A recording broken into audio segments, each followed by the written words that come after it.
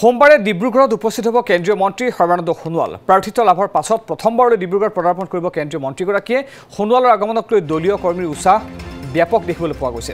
ডিব্ৰুগড় বিমান বন্দৰতে আদৰিবলৈ সাজু হৈছে বিজেপি নেতাকৰ্মী আৰু বিমান বন্দৰৰ পৰা পোনে পোনে অংশ ল'ব দলীয় সভাত। ডিব্ৰুগড়ৰ মানকটা পথাৰত অনুষ্ঠিত হ'ব দলীয় সভা।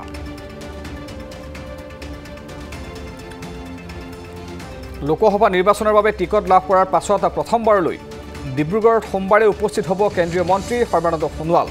আমাক অধিক জনাব ডিব্ৰুগড় ব্যুৰো টমাছ বুঢ়াগোহাঁয়ে। টমাছ, পোনে পোনে আপোনাৰ ওচৰলৈ গৈছোঁ। সৰ্বানন্দ সোণোৱালে যিহেতু লোকসভাৰ টিকট লাভ কৰাৰ পাছত কাইলৈ ডিব্ৰুগড়ত প্ৰথমবাৰৰ বাবে উপস্থিত হ'ব। ডিব্ৰুগড়ত কেনেকুৱা পৰিৱেশ, দলীয় নেতা কৰ্মীৰ মাজত উৎসাহ কেনেকুৱা?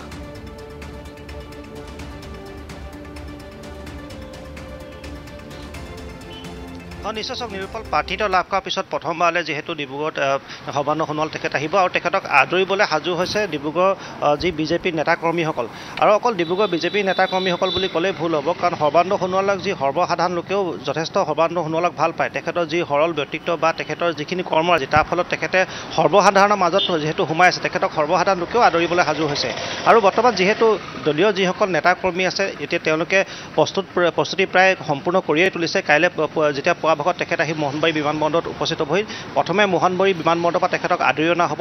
তাৰপৰা ডিব্ৰুগড় যি খনিকৰ চাৰিআলি আছে, খনিকৰ চাৰিআলিৰ পৰা তেখেতক আদৰি অনা হ'ব আৰু মানকটা যি খেলপথাৰ, মানকটা খেলপথাৰলৈকে তেখেতক যি বিভিন্নজন দলীয় যি নেতাকৰ্মী আছে তেওঁলোকে আদৰি আনিব আৰু কাইলৈ হাজাৰ হাজাৰ লোক সমবেত হ'ব সৰ্বানন্দ সোণোৱালক আদৰিবলৈ। আমি কিছু কথা পাতিবলৈ চেষ্টা কৰিম এই বিষয়ে, কাৰণ সুভাষ দত্ত ডাঙৰীয়া আছে আৰু মোৰ কাষত এটা মই গৃহ নিৰ্মাণ কৰি থকা দেখুৱাইছোঁ। এইটো লক্ষীনগৰস্থিত যি সৰ্বানন্দ সোণোৱালৰ বাসগৃহৰ কাষতে এইটো এটা অস্থায়ী কাৰ্যালয় নিৰ্মাণ কৰি থকা হৈছে।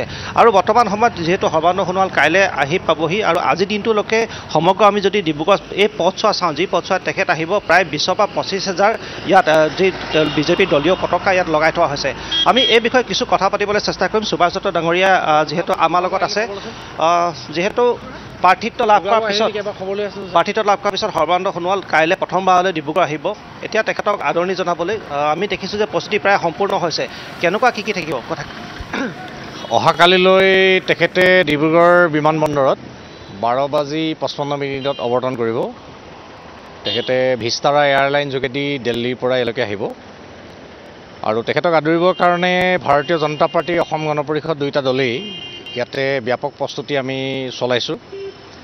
আৰু বিমানবন্দৰতে আমাৰ কেইবাটাও সাংস্কৃতিক দল থাকিব, সাংস্কৃতিক দল আৰু আমাৰ বিশেষকৈ লাহোৱাল বিধানসভা সমষ্টিৰ বিধায়ক বিনোদ হাজৰিকাৰ নেতৃত্বত তাতে আমাৰ আদৰণি জনোৱা হ'ব।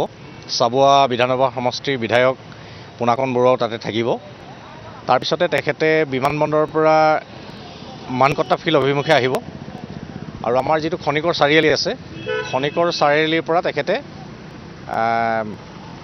সভাস্থলীলৈকে, এইটো প্ৰায় 1 কিলোমিটাৰ, তেখেতে এটা ৰোড শ্ব' কৰিব। আৰু ইয়াতে বিভিন্ন জাতি জনগোষ্ঠীৰ আমাৰ যি বাৰেৰহণীয়া সাংস্কৃতিক আমাৰ যিবিলাক গোট আছে, তেখেতসকলৰ প্ৰদৰ্শনৰ মাজেদিয়ে তেখেতে আগবাঢ়িব। আৰু আমাৰ ডিব্ৰুগড় লোকসভা সমষ্টিৰ 10টা বিধানসভাৰ সন্মানীয় বিধায়কসকল, আমাৰ মাননীয় সাংসদ তথা কেন্দ্ৰীয় মন্ত্ৰী ৰামেশ্বৰ তেলী ডাঙৰীয়া, তাৰোপৰিও আমাৰ দলৰ ৰাজ্যিক নেতৃবৃন্দ আমাৰ কাইলৈ ইয়াত উপস্থিত থাকিব। আৰু আপোনালোকে দেখিছে যে আমাৰ লোকসভাৰ কাৰণে আমাৰ ইতিমধ্যে কাৰ্যালয় নিৰ্মাণ চলি আছে। আমাৰ মাননীয় কেন্দ্ৰীয় মন্ত্ৰী ডাঙৰীয়া ঘৰৰ লগতেই এইটো আমাৰ কাৰ্যালয় হ'ব। কাৰ্যালয় নিৰ্মাণৰ কামখিনিও আমি এতিয়া অলপ চোৱা চিতা কৰি আছোঁ। আৰু ইতিমধ্যে আমাৰ গোটেই ডিব্ৰুগড় চহৰখনত আমি আমাৰ দলীয় পতাকা, আমি প্ৰায় 25,000 আমাৰ এতিয়া ফ্লেগ ইতিমধ্যে লগোৱা হৈছে। তাৰোপৰিও অসম গণ পৰিষদ দলেও, তেখেত যিহেতু আমাৰ মিত্ৰ দল, তেখেতসকলেও তেখেতসকলৰ পতাকাবিলাক ডিব্ৰুগড় চহৰত লগাইছে। আৰু মাননীয় কেন্দ্ৰীয় মন্ত্ৰী ডাঙৰীয়া তথা আমাৰ NDAৰ প্ৰাৰ্থী সৰ্বানন্দ সোণোৱাল ডাঙৰীয়াক আদৰণি জনাবৰ কাৰণে তেখেতসকল আমি দুয়োটা দলেই আমি ঐক্যবদ্ধভাৱে অহাকালিলৈ আমি আমাৰ যিটো মানকটা ফিল্ডত যিখন আমাৰ ৰেলী হ'ব, আমাৰ প্ৰায় এতিয়ালৈকে আমি হিচাপ পোৱা মতে 30,000তকৈ ওপৰত আমাৰ কাৰ্যকৰ্তা আহিব আদৰণি জনাবৰ কাৰণে। আৰু আমি ভাবিছোঁ যে কালিলৈ সমাৱেশখনৰ সফলতাৰ যোগেদিয়ে আমি ডিব্ৰুগড় লোকসভা সমষ্টিৰ ৰাইজৰ মাজলৈ আমি এক বাৰ্তা কঢ়িয়াবলৈ সক্ষম হ'ম। নিশ্চয়। আৰু এইখিনিতে আৰু এটা কথা উল্লেখ কৰিব পাৰি, সৰ্বানন্দ সোণোৱাল তেখেতে দেশৰ এগৰাকী শক্তিশালী মন্ত্ৰী হ'লেও যিটো তেখেতৰ সহজ সৰল যিটো এটা ব্যক্তিত্ব, তাৰ লগতে যিখিনি তেখেতে ডিব্ৰুগড়ৰ কাৰণে যিখিনি আগতে কৰি থৈ গৈছে, সাধাৰণ লোকেও তেখেতক আচলতে আদৰণি জনাবলৈ অপেক্ষাৰত হৈ আছে। আমি যিমানখিনি গম পাওঁ, লক্ষীনগৰ যি আশে পাশে থকা লোকসকল বা ডেভেলপমেণ্ট এৰিয়া যি আশে পাশে থকা লোকসকল, তেওঁলোকেও স্বতঃস্ফূৰ্তভাৱে ওলাই অহা কথা ইতিমধ্যে কৈছে। বেলেগৰটো বাদ দিয়ক, আমাৰ এই কাছাৰবাৰী লাইনত যিকেইজন কংগ্ৰেছৰ নেতা আছিলে বা বৰ লাইনত বা পুৰণা লাইনত যিবিলাক আমাৰ চাহ শ্ৰমিক ৰাইজ কংগ্ৰেছ দলত আছিল, তেখেতসকলে এতিয়া আহি আমাৰ ফ্লেগবিলাক লগত আমাক সহায় কৰি আছে। কৈছে যে আমাৰ কংগ্ৰেছ পাৰ্টিটো ইয়াত নাই আৰু ইমান ভাল মানুহ এজন আমি ইয়াতে পাইছোঁ, গতিকে আমি তেখেতক জিকাবৰ কাৰণে আমি কাম কৰিব লাগে। আৰু তেখেতক আহিছে, এতিয়া আপুনি যদি মানকেইটা ফিল্ডত যায়, আপুনি তাতে কেইবাজনো ব্যক্তিক আপোনালোকে লগ পাব যিসকল আচলতে কংগ্ৰেছৰ লোক। তেখেতসকলে আনুষ্ঠানিকভাৱে বিজেপিত যোগদান কৰা নাই, কিন্তু এতিয়া ইয়াতে জাতি বৰ্ণ ধৰ্ম নিৰ্বিশেষে দলমত নিৰ্বিশেষে সকলো অংশৰ ৰাইজেই মাননীয় সৰ্বানন্দ সোণোৱাল ডাঙৰীয়াক জয়যুক্ত কৰিবৰ কাৰণে উঠি পৰি লাগিছে। কিমান ভোটত জয় হ'ব বুলি আপুনি ক'ব পাৰে এই মুহূৰ্তত, যিহেতু যি ধৰণকে আপুনি এই বৰ্তমান সময়ত এই গোটেই পৰিস্থিতি দেখিছে? চাওক, আমাৰ আত্মবিশ্বাস আছে। মাননীয় কেন্দ্ৰীয় মন্ত্ৰী ডাঙৰীয়া তেখেত অসমৰ প্ৰাক্তন মুখ্যমন্ত্ৰী, গতিকে তেখেতক ডিব্ৰুগড় লোকসভা সমষ্টিৰ ৰাইজে ৰেকৰ্ড সংখ্যক ভোটত জয়যুক্ত কৰিব। সংখ্যাটো ক'বলৈ নাযাওঁ, ৰাইজে বিবেচনা কৰিছে আৰু আপোনালোকে গোটেই পৰিৱেশটো দেখিছে। আমি সংখ্যা ক'বলৈ যোৱা মানে আমি আমাৰ এইটো বেয়া কথা, এইটো আমি এইটো ক'ব বিচৰা নাই, কিন্তু এটা কথা আপোনালোকক কওঁ, নিশ্চিতভাৱে এইটো ৰেকৰ্ড সংখ্যক ভোটত মাননীয় সৰ্বানন্দ সোণোৱাল ডাঙৰীয়া জয়যুক্ত হ'ব। আৰু মই এইটোৱে ক'লোঁ যে কংগ্ৰেছ বেলেগ যিবিলাক পাৰ্টি আছে, সেই পাৰ্টিবিলাকৰ ৰাইজেও এতিয়া আমাৰ ৰেলীত সহযোগ কৰি আছে। হয়, নিশ্চয় নীলপল, ইয়াত এটা অস্থায়ী কাৰ্যালয় যিহেতু। হয়, ধন্যবাদ জ্ঞাপন কৰিছোঁ টমাছ বুঢ়াগোহাঁই সবিশেষ তথ্যখিনি পোনপটীয়া সম্প্ৰচাৰ জনোৱাৰ বাবে।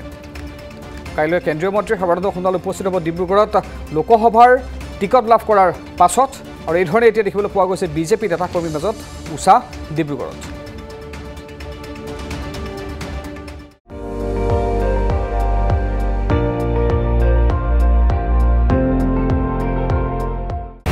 আপুনি চাই আছে ND24, সৰ্বশ্ৰেষ্ঠ নহয় সৰ্বোত্তমৰ দৌৰ।